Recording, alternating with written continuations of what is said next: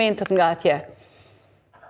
E kanë përcjellur tash një vit dhe komentet dhe vlerësimet nuk janë sekrete, janë shprehur disa herë në bisedat që kemi pasur me zyrtarë të BE-s, janë thënë edhe publikisht dhe fundit janë edhe në raportin vjetor të progresit për Kosovën. Pra që nga fushata për zgjedhjet e shkurtit të këtij viti e deri me sot kemi pasur një gjuhë polarizuese, përçarëse, pastaj kjo është pasuar me një blokadë institucionale, me një ngërç politik, dhe kjo ka ndikuar shumë që Kosova të ketë vetëm progres të limituar apo të mos ketë progres, dhe po ashtu ka ndikuar që Kosova të ketë pasoja. Prandaj edhe sot komentet në BE janë se shprehin keqardhje për dështimin e partive politike të Kosovës që të tejkalojnë blokadën që ka ndodhur në këto muaj, dhe po ashtu shprehin keqardhje për faktin se partitë politike nuk kanë arritur të pajtohen as për disa çështje kyçe, siç është për shembull ratifikimi i marrëveshjeve që kanë të bëjnë me pakon e rritjes për Ballkanin Perëndimor, që rrezikon që Kosova të mbetet prapa dhe në shfrytëzimin e këtyre mjeteve. A mund na thuash me saktësi çfarë rrezikojmë, çfarë humbim, për sa miliona bëhet fjalë, sepse këtu tani ne e dimë se edhe kjo do përdoret në fushat, por shifrën më saktësisht, a mund na thuash çka po humbim? Po, ne së pari po humbim kohë, dhe siç thot fjala angleze time is money, pra koha është para. Dhe po përfundojmë së shpejti vitin 2025, ndërsa e tërë paketa është për vitet 2024 deri 2027, që do të thotë se brenda pak më shumë se një muaj do të kalojnë 2 vite afat për të shfrytzuar këto mjete. Mjetet e dedikuara për Kosovën nga kjo paket janë 882 milion euro.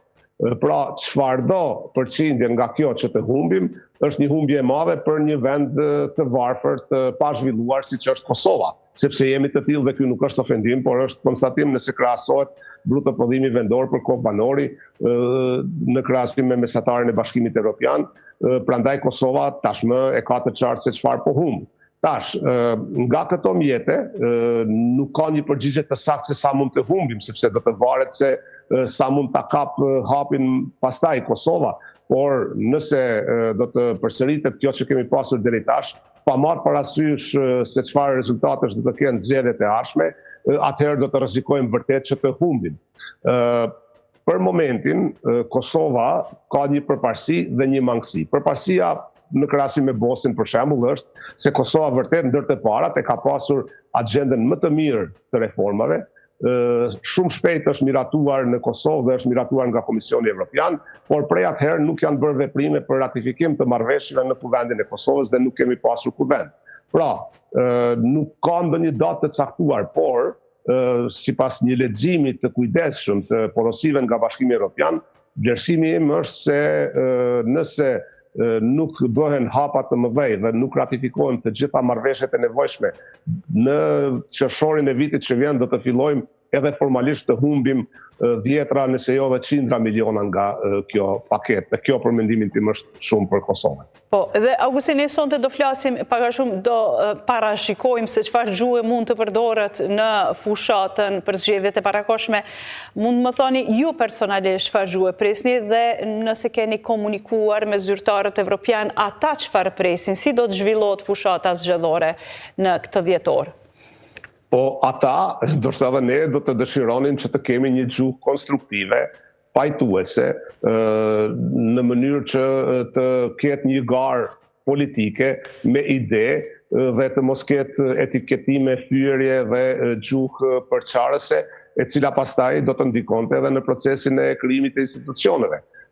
Kemi parë se në prag të zgjedhjeve të fundit, gjuha përçarëse kishte nisur qysh në fushat, ishte vazhduar pas zgjedhjeve dhe është vazhduar deri më sot.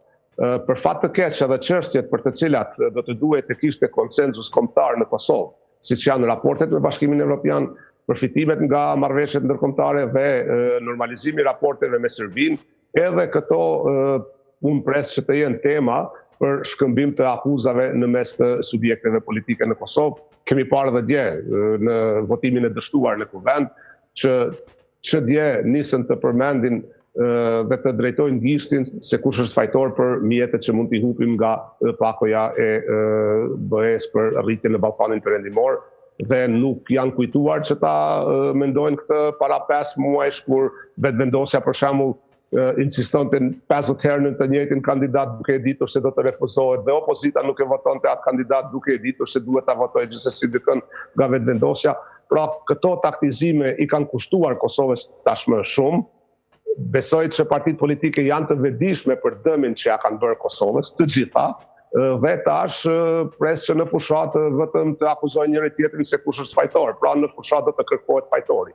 Tash i mbetet qytetarëve që të kërkojnë që të paguhet kjo fakturë nga subjektet politike për taktizimet që kanë bërë, dhe tash krejt kjo varet se kujt do t'i besojnë më shumë. Pra, Kosova është ajo që Po, tashmë ka filluar Mimoza, kemi dëgjuar...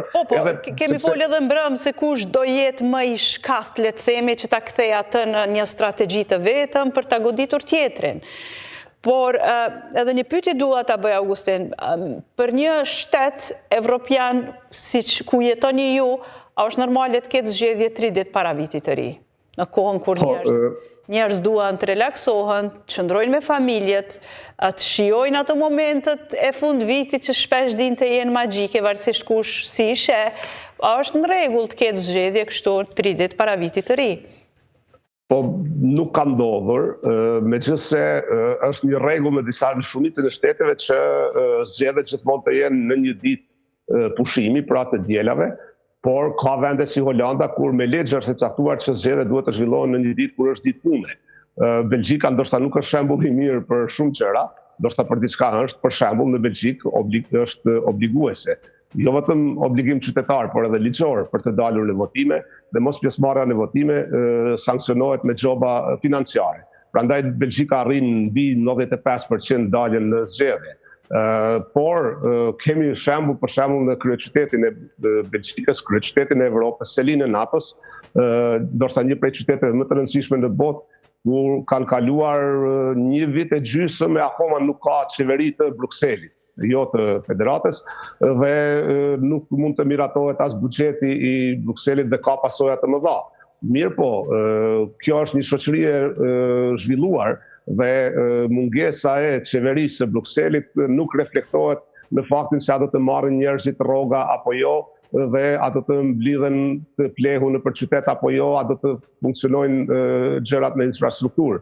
Qytetarët nuk e ndjejnë mungesën e një qeverie. Prandaj duhet të kemi kujdes kur bëjmë krahasime me vendet e zhvilluara evropiane, dhe të mos thirremi në shembujt të Holandës apo Belgjikës, ku mund të kalojnë me 10 muaj pa qeveri dhe pa institucione, sepse Kosova nuk e ka atë luks. Por gjithsesi nuk e di, mund të jetë po ashtu një rezultat i taktizimeve që në mes të 2 festave, pra të Krishtlindjeve dhe të Vitit të Ri, të ketë votime. Unë nuk po e kuptoj. Mund të them se në bazë të kontakteve me shqiptarë që jetojnë këtu, nuk ekziston entuziazmi që ka ekzistuar para 4-5 vitesh për të votuar në zgjedhjet e Kosovës, dhe thjesht njerëzit të shkojnë për pushime në Kosovë, por tash që dikush nga Belgjika të paguajë 500-600 euro bilet kthyese, sepse në atë periudhë janë shumë të shtrejta biletat, edhe më të shtrejta se gjatë verës, vetëm për të votuar. Pra, prapë Mimoza po them, ka ardhur koha që të paguhet faktura për taktizime, e kush do të përfitojnë nga kjo mbetet të shihet.